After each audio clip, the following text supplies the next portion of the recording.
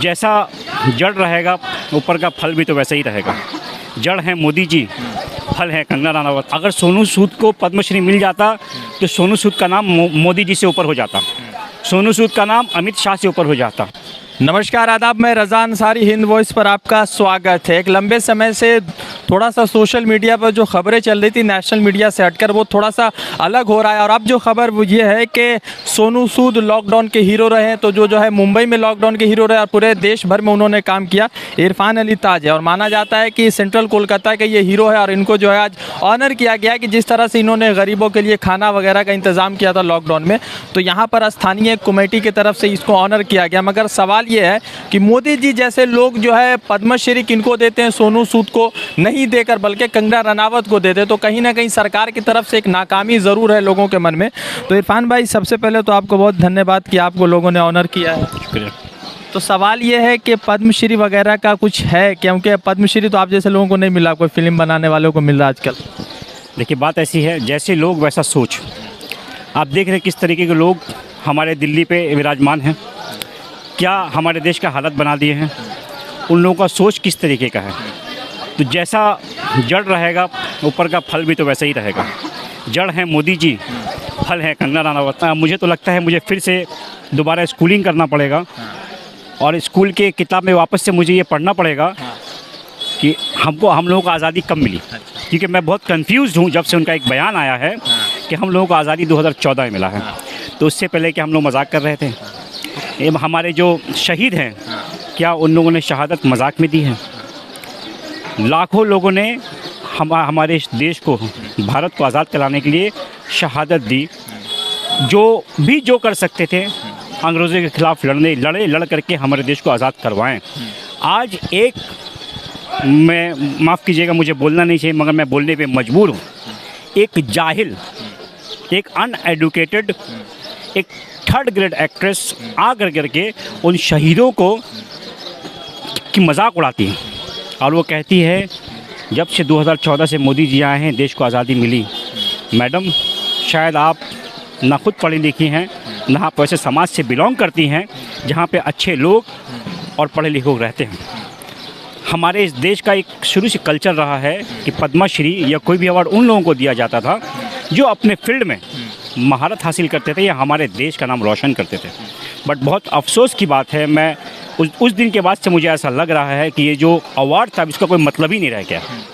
इन जैसे लोगों को अगर अवार्ड दिया जाएगा तो माफ़ कीजिए, जो अच्छे लोगों ने जिन्होंने पहले इस अवार्ड को लिया है वो लोग शर्मसार होंगे आज। क्या ऐसे लोगों को अवार्ड दिया जा रहा है? तो हम लोग ये अवार्ड हम लोग के लिए अब किसी काम का नहीं है। लोगों ने कहा है कि पद्मश्री वापस किया जाए, उसका वापस लिया जाए, क्योंकि उसने भगत सिंह, महात्मा गांधी और जो बीजेपी की आइडियोलॉजी में सावरकर हैं, जिनको वो लोग वीर कहते हैं, उनका भी अपमान किया। तो कम से कम बीजेपी अपने स्वाभिमान के लिए वो अवार्ड को वापस ले। तो इसको क्या अवार्ड वापस लेना चाहिए या उसको खुद निकल कर दे देना चाहिए कंगना को? देखिए, वापस तो बहुत सारा चीज़ इनको लेना चाहिए। वो 15 लाख वाला अवार्ड भी वापस लेना चाहिए। वो 50 दिन बाद मुझे चौराहे पे जला देना, लटका देना, वो भी वापस लेना चाहिए। 45 रुपये में पेट्रोल मिलेगा, वो भी वापस लेना चाहिए। गरीबों के लिए हम लोग ये करेंगे, वो करेंगे, वो भी वापस लेना चाहिए। देखिए, ये लोग जो हैं, ये लोग पहला बात तो इंसानियत के दुश्मन हैं। गरीब अमीर दूर सेकेंडरी मैटर है, फर्स्टली इंसानियत के दुश्मन है। आज अगर डीजल या पेट्रोल का दाम बढ़ता है तो हर एक तबके के लोगों को परेशानी का सामना करना पड़ता है। सब्ज़ी के दाम बढ़ जाती है, हर एक रोज़मर्रा ज़िंदगी हम लोगों को जो सामान यूज़ होता है उसके दाम हम लोग इस चीज़ से बहुत परेशान हैं। कल तक 70-75 था तो इन लोग बहुत, जब इन लोग सत्ता में नहीं थे, बहुत ज़्यादा बवाल कर रहे थे। आज 108-109 रुपया डीजल हो गया है, पेट्रोल 115-14 रुपया हो गया है। मतलब कहाँ जा रहा है ये देश? मतलब कहाँ लेके जाना, क्या करना चाह रहे हो भाई? क्या करना चाह रहे हो? मंशा क्या है आपकी? बर्बाद कर चुके हो। अब और हम लोगों से कुछ दिन बाद क्या होता है ना, आदमी बर्दाश्त तब तक का करता है जब तक उसका पीठ दीवार तक नहीं टेकता है। अब हम लोग का पीठ दीवार में टिक गया है। लोग खाने के लिए परेशान हैं, नौकरियां जा रही हैं, कल कारखाने बंद हो रहे हैं और इनको सिर्फ ये सब फालतू की बेवकूफ़ों को सामने बैठा देते हैं, इन पे चर्चा करवा करके। और जो सो कॉल्ड चाटुकार मीडिया है जो गोदी मीडिया इन सब चीज़ों को लेके बहस करते रहते हैं और सिर्फ टाइम बर्बाद कर रहे हैं लोग। अच्छा, एक चीज़ ये है कि सोनू सूद को ऊपर रेट्स पड़ा, उस बंदे को मैं सलाम करता हूं और मुझे लगता है सभी देशवासियों को सलाम करना चाहिए। तो वो बंदे ने 100-150 बसेज लगाई, लोगों को रोज़गार दिया जितना हो सकता था, आपने भी अपने तौर पर किया। तो इस बात का कहीं ना कहीं लोगों को तो डर है कि अगर हम कुछ कर रहे हैं, मुसलमान का एक अलग कंसेप्ट है कि अल्लाह हमको देगा या मरने के बाद जो भी उसका अजर होगा मिलेगा, मगर एक कंसेप्ट है लोगों के मन में कि पद्मश्री सोनू सूद को क्यों नहीं मिला, और सोनू सूद के खिलाफ एक ही महीने बाद रेट्स क्यों पड़ गए? क्यों नहीं मिला? अगर सोनू सूद को पद्मश्री मिल जाता तो सोनू सूद का नाम मोदी जी से ऊपर हो जाता, सोनू सूद का नाम अमित शाह से ऊपर हो जाता, क्योंकि आज तक 2014 से सोनू सूद मोदी, हमारे प्राइम मिनिस्टर मोदी साहब या अमित शाह जी या जितने भी लोग हैं, एक भी अच्छा काम नहीं किया है। तो ये लोग चाहते हैं जिस तरीके से हम लोग गलत काम कर करके देश को चला रहे हैं, उसी तरीके से उन्हीं लोगों का साथ दिया जाए जो लोग गलत काम कर रहे हैं या गलत कह रहे हैं। सोनू सूद जैसे अच्छे लोग को इन लोग अगर नहीं सराहना चाहते हैं, चाहते किसी तरीके से इनको डेमोलाइज किया जाए, क्योंकि ये लोग चाहते हैं इनके हमारे देश में सिर्फ और सिर्फ इनका ही नाम हो, चाहे वो अच्छे कामों के लिए हो, अच्छे कामों के लिए, बुरे कामों के लिए। 2014 से लेकर आज तक लोग दिन ब दिन बोलते ना कि अच्छे दिन तो छोड़ दिए, बुरे से बदतर दिन में आ गए हैं। मतलब क्या होगा अभी इस देश का बताना मुश्किल है। पाकिस्तान से लड़ाई के ऊपर में बहुत हमला करते हैं बीजेपी के लोग। अभी भुखमरी में पाकिस्तान से बहुत नीचे 107-109 पे इंडेक्स में आ गया, तो भुखमरी में देश पीछे की तरफ बढ़ रहा है और मोदी जी पाकिस्तान के खिलाफ बहुत ठोस कार्रवाई कर रहे हैं। भुखमरी में पाकिस्तान से पीछे आ गए हैं, बिजनेस में बांग्लादेश से पीछे आ गए हैं, ठीक है, और पता नहीं किस किस कैटेगरी में हम लोग और किस थर्ड ग्रेड कंट्री से नीचे आएंगे, पता नहीं कहाँ हम लोग सुपर पावर बनने की बात कर रहे थे, कहाँ हम लोग बोलते ना कि एकदम पिछड़ी देश में हमारा गिनती चालू हो गया। वजह सिर्फ और सिर्फ एक ही आदमी इस मुल्क को बचा सकता है, वो हमारे प्राइम मिनिस्टर। अगर वो इस्तीफ़ा दे करके झोला उठा करके पर्वत की तरफ चले जाते हैं तो ये देश बच जाएगा, वरना याद रखिए बद से बदतर के लिए तैयार रहिए। तो 2014 से पहले देश बचा हुआ था, मोदी जी नहीं आए, बेहतर थे, हम लोग खुश थे, कम से कम अपने घर में चैन से सो जाते थे। अभी तो डर लगता है, रात को 8 बजे बापू आके बोलेंगे बच्चों, मित्रों, माओ, बहनों, बहुत डर लगता है। पता नहीं क्या कोई बेवकूफ़ का क्या कहीं हरकत कर देगा, उनके हरकत को ये सराहेंगे जैसे अभी कंगना राणावत ने किया है।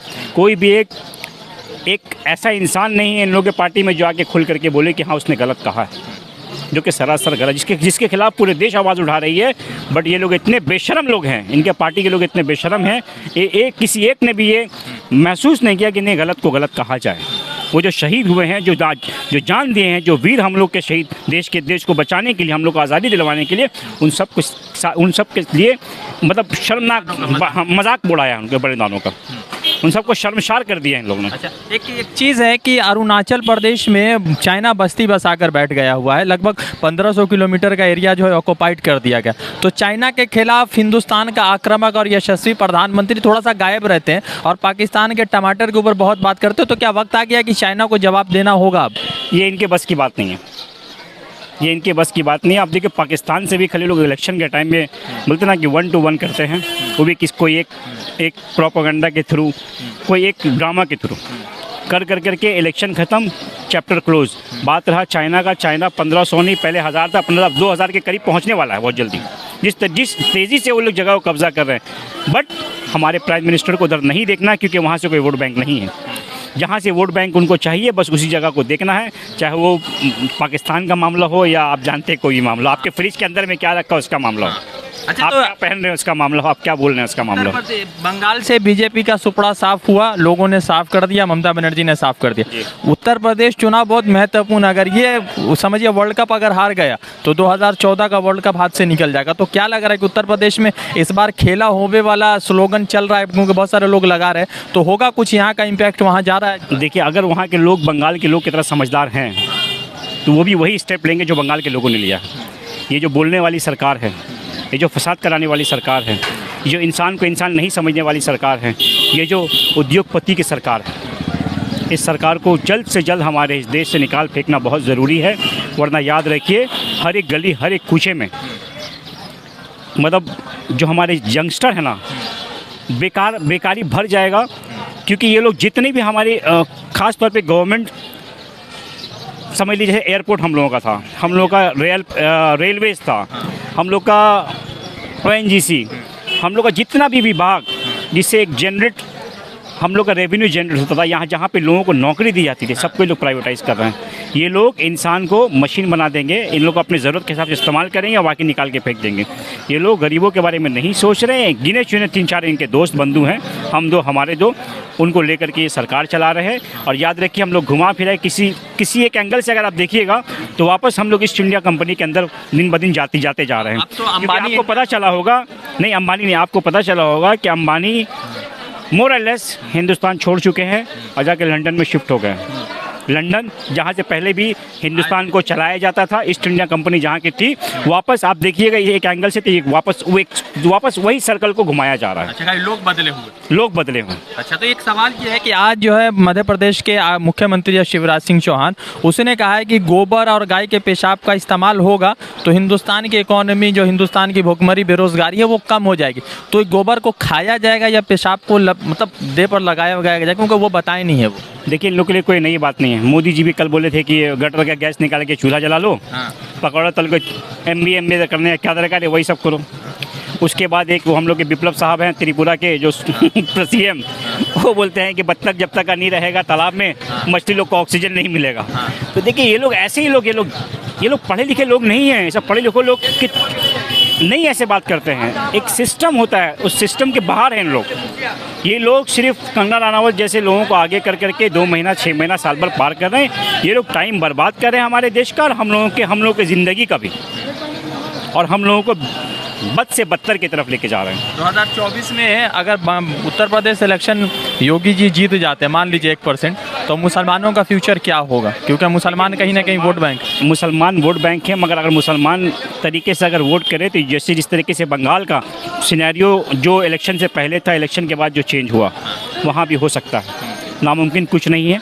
अपनी अकल लगाएं, दिखावे पे ना जाएं। अच्छा, ये अवार्ड आप किसको समर्पित करना चाहेंगे, किसको मतलब कहना चाहेंगे कि इस अवार्ड के हकदार कौन लोग हैं आपके, जो आपको जो अवार्ड यहाँ पर सम्मानित किया गया?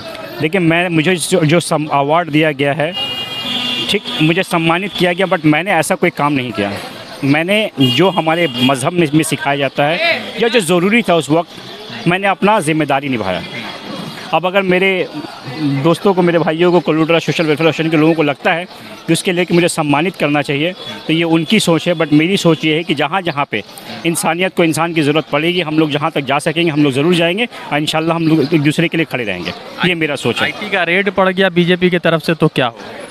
जो मंजूर खुदा है होगा। देखिए हम लोग तो छोटे मोटे व्यापारी हैं, रोजी रोटी किस तरीके से करके अपना पेट चला लेते हैं। हम लोग तो अदानी अंबानी है नहीं, जो हमारे डॉग से 3000 kg ड्रग्स पकड़ा जाएगा। हम लोग तो वैसे लोग हैं नहीं जिनके बाल बच्चे को उठा करके 25 करोड़ का डिमांड किया जाएगा कि दीजिए वरना छोड़ दे। हम लोग नॉर्मल इंसान हैं, ज़्यादा से ज़्यादा क्या होगा, लोगों की मदद करने के लिए सज़ा दे देंगे या फांसी पे चढ़ा देंगे, चढ़ा दे, कोई प्रॉब्लम नहीं, उसके लिए हम लोग तैयार हैं। भगत सिंह, हम लोग काम करते रहेंगे। भगत सिंह तो फांसी पर चढ़े थे तो कंगना ने तो पानी पोत दिया ना, पानी पोतने की कोशिश कर रहे हैं, तो फिर फ़ायदा क्या हो? कल हो सकता है कंगना जैसी शख्सियत को भगत सिंह से नाम मिलाया जाए तो बेहतर है। कहाँ फर्श कहाँ अर्श।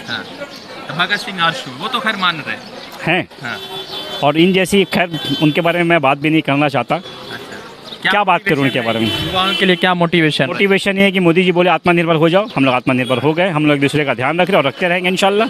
तो मोदी जी से तो कुछ ना कुछ मिल ही रहा है, कुछ सीखने को मिल रहा है। एकदम सीखने वाली चीज़ है मोदी जी। बट उनके बात पे भरोसा को करना नहीं चाहिए। हम लोगों को जो बोले उससे सीख हासिल करना चाहिए, और क्योंकि वो जो बोलते हैं उसका अपोजिट होता है। वो यूपी में बोले बेटी बढ़ाओ बेटी बचाओ, ले बेटी सेफ नहीं है। वो जो बोलते हैं उसका उल्टा होता है, इसलिए जो बोले उससे समझिए, सीखिए, उल्टा कीजिए। चलिए, धन्यवाद, थैंक यू। तो लगातार जिस तरह से पश्चिम बंगाल में है और दूसरी तरफ एक अलग माहौल चल रहा है कि कंगना रनावत का जो बयान है वो कहीं ना कहीं देश के जितने भी शहीद हैं उन सभी के बलिदानों का मजाक उड़ाया गया। तो क्या इस मरतबा जो है पद्मश्री वापस किया जाएगा और पद्मश्री के खिलाफ लोग आवाज़ उठाएंगे? रज़ा अंसारी की रिपोर्ट, कोलकाता से। जुड़ते हैं दूसरे अपडेट के साथ। धन्यवाद।